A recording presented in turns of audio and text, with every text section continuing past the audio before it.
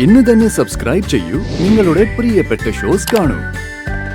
അച്ഛനെ വഴക്കൊക്കെ മാറി തിരിച്ചു വന്നു കഴിയുമ്പോ അമ്മയുടെ ഇപ്പോഴത്തെ ഈ സ്വഭാവത്തിനൊക്കെ മാറ്റം വരും. പഴയ പോലെ നിങ്ങൾ അമ്മയും അച്ഛനും മോളും ഒക്കെ ആയിട്ട് സുഖമായിട്ട് ജീവിക്കും. സത്യം എന്തൊന്നും മിണ്ടാതെ കിടക്കുന്ന? ഞാൻ എന്റെ അച്ഛനെ കുറിച്ച് തന്നെ ആലോചിക്കാം അമ്മേ. അച്ഛനും കൂടി ഉണ്ടായിരുന്നെങ്കിൽ എന്റേത് ഇവിടെ കിടത്തായിരുന്നു. അച്ഛന്റെ അമ്മയുടെ നടുക്കായി ഞാൻ കിടക്കുന്നത് എന്റെ ഒരു സ്വപ്നാ. അതൊക്കെ നമുക്ക് ഉടനെ സാധിക്കാം.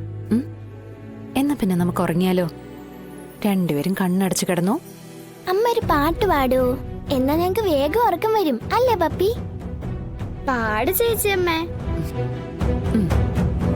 അമ്മ രണ്ടുപേർക്ക് ഉറങ്ങാൻ വേണ്ടി മാത്രം ഒരു മൂളിപ്പാട്ട് പാടാം.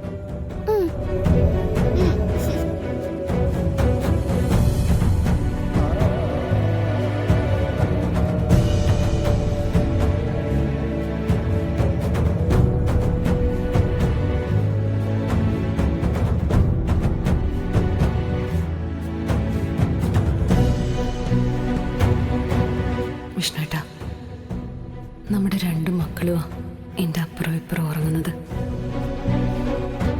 ഒരാള് നമ്മളെ രണ്ടുപേരെയും കിട്ടി ആശ്വാസത്തിൽ ഉറങ്ങുമ്പോൾ മറ്റൊരാള് എപ്പോഴും ഒരു കൈപ്പാടകലെയാ. അടുത്തുണ്ടെങ്കിലും മനസ്സുകൊണ്ട് ഒരുപാട് അകലെ. ഇനി നമുക്ക് നമ്മുടെ മക്കൾക്ക് വേണ്ടി ഒരു കുടുംബം ഉണ്ടാവണം. അവരെ സ്നേഹിച്ച് വളർത്താൻ വേണ്ടി ഒരു സ്നേഹ വീട്. അതിൽ ഞാനും എൻ്റെ വിഷ്ണുവേട്ടനും പിന്നെ നമ്മുടെ മക്കളും മാത്രം. ഇപ്പൊ ഇങ്ങനെ ഇവരെ ചേർത്ത് കിടക്കുമ്പോ ആഗ്രഹിച്ചു പോവുക വിഷ്ണുവേട്ടന്റെ സാമീപ്യം. എന്നെ പോലെ സത്യം അത് ആഗ്രഹിക്കുന്നു. അച്ഛന്റെ നെഞ്ചിലെ ചൂടേറ്റ് അവൾക്ക് ഉറങ്ങണമെന്ന് എന്നോട് പറയുകൂടി ചെയ്തു.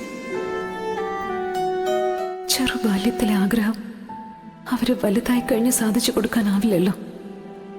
അവരുടെ ഈ കൊച്ചു ആഗ്രഹങ്ങള് നമ്മളല്ലാതെ മറ്റാരോ വിഷ്ണുവേട്ട സാധിച്ചു കൊടുക്കുക.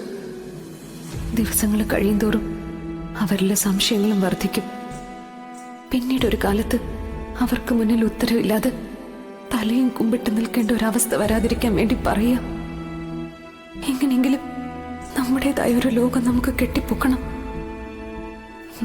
ഒരു കൊച്ചു സ്വർഗം. ആ കൊച്ചു സ്വർഗത്തിലെ കാവൽക്കാരായിരിക്കണം നമ്മുടെ രണ്ടുപേരും. മക്കളും കൊച്ചുമക്കളും അവരുടെ മക്കളും എല്ലാം ആ സ്വർഗത്തിലെ അന്തേവാസികളും.